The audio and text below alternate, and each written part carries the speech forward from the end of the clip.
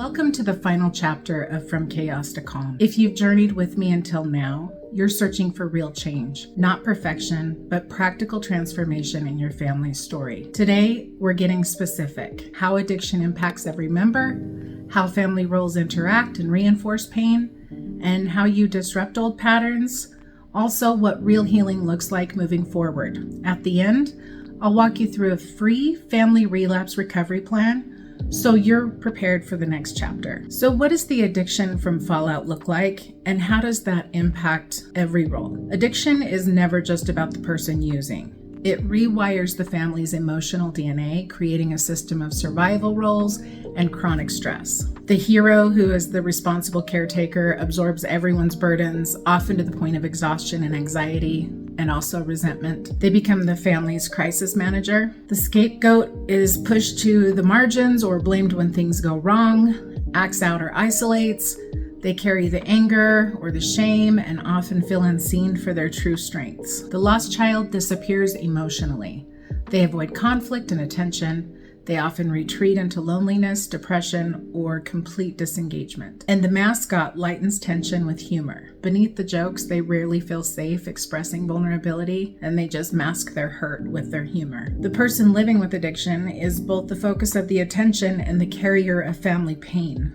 They navigate profound guilt, pressure, and alienation throughout this entire process. In recovery, these wounds don't just vanish. Each member must confront grief, broken trust, and the reality that life will move forward differently than before. So how do family roles interact and reinforce each other? No role stands alone. In fact, family members perpetuate each other's adaptations in a cycle that feels safe, predictable, and stuck. The hero's constant fixing allows the addict to avoid accountability. That same fixing keeps the lost child in the background, with their needs unseen, and it lets the mascot use humor as a shield. The scapegoat's withdrawal or rebellion draws attention away from what's truly hurtful, providing a distraction from the core family pain. The mascot soothes with jokes, but often preempts real vulnerability. Everyone remains emotionally guarded in these roles. The lost child's silence preserves the cycle, letting the hero stay in rescue mode and the scapegoat to avoid confrontation. These patterns stabilize chaos, but also lock families out of authentic healing. The first step in breaking free is noticing and naming what's actually happening. Healing requires conscious action. Families must call out survival adaptations and support each other in forming new habits. Here's a few tips on how to begin. Name the role.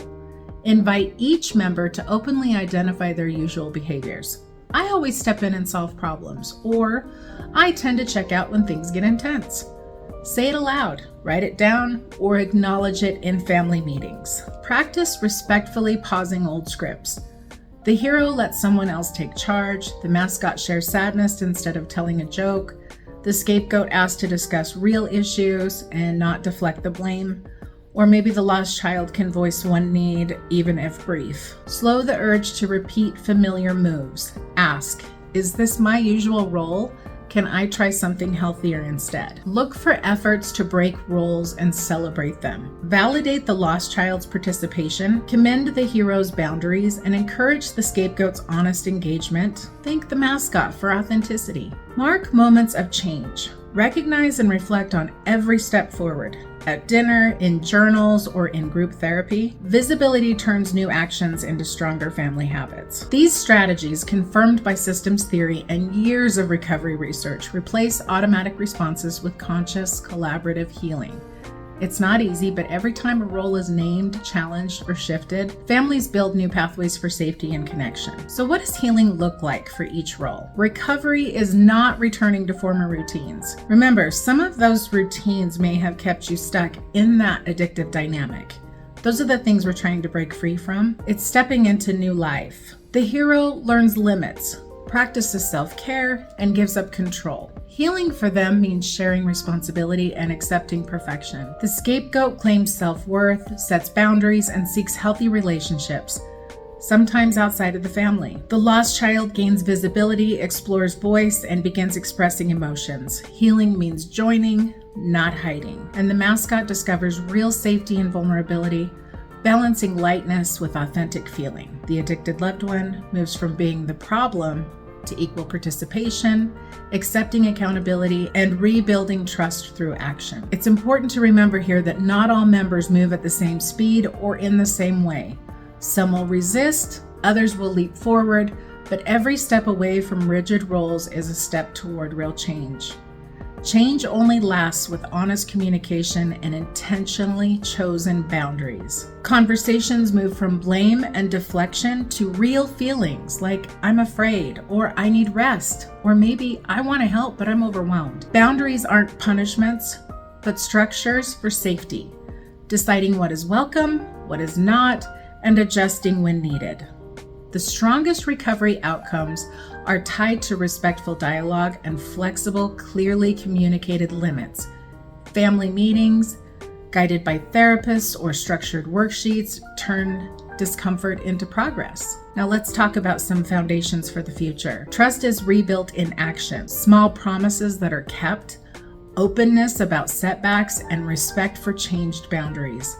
Forgiveness in healing families means releasing old shame and resentment for your own well-being, not for approval or reunion.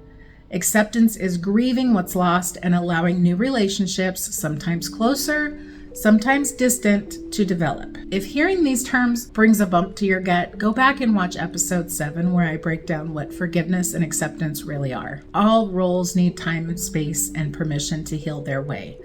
The process is ongoing, but every member can participate. Self-care is the foundation for every role's well-being. Sleep, nutrition, movement, space for creative and emotional outlets, and regular support within and outside the family must become routine, not afterthoughts. Maybe try establishing some family rituals for wellness. Gratitude circles, scheduled alone time, shared meals, or regular check-in breaks. Recognize burnout and respond with kindness and healthy boundaries. So what are the next steps? Here's your Family Relapse Recovery Plan. Recovery is a journey and relapse is a possibility. Your free Family Relapse Recovery Plan prepares you for setbacks, protecting progress, and making repair possible. I'm so excited about this plan. It'll guide your family to identify and name roles, including specific needs and risks of each member. It helps you outline clear boundaries and crisis steps for future setbacks, who handles what, how communication happens, and who reaches for help. Helps you develop rituals for managing emergency moments, contact lists, support resources, self-care protocols. It aids you in establishing accountability and trust repair, reviewing promises, revisiting forgiveness, and scheduling family check-ins after any crisis. Now, adapt and update this plan regularly. No plan is ever static, and this is a living document. So share it with each other so you know clearly what role each person plays, how the roles reinforce each other, and how to identify when old patterns might be creeping back in so you can take a proactive role in the recovery of the entire system. You can download this Family Relapse Recovery Plan using the link in the description. Healing in families facing addiction is not neat, nor is it quick. It's deliberate, relentless, and profound. When each member sees their role, names what's been lost, and chooses new ways to connect, family recovery becomes possible. Not perfect, but very real. Tonight, I want you to reflect on some things. What is your role and what impact does it have?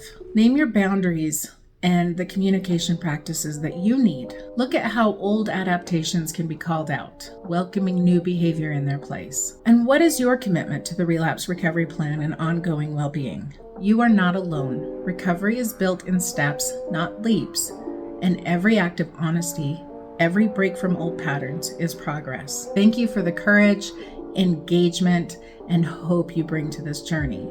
As this series closes, remember, your healing matters.